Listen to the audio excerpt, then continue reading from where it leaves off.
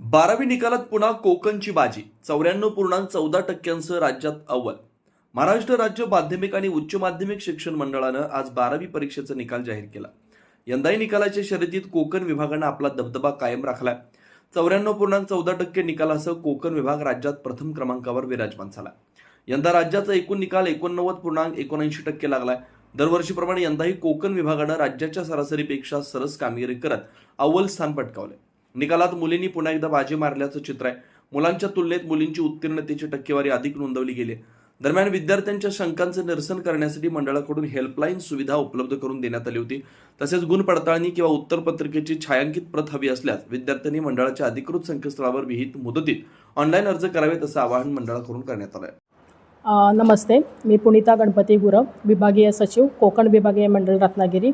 आज फेब्रुवारी-मार्च 2026 इयत्ता 12वीचा निकाल आज जाहीर झालेला आहे.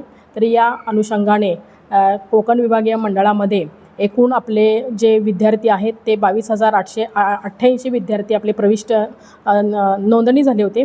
त्यापैकी 21,548 विद्यार्थी उत्तीर्ण झालेले आहेत आणि टोटल आपला कोकण विभागाचा निकाल हा 94.14% लागलेला आहे.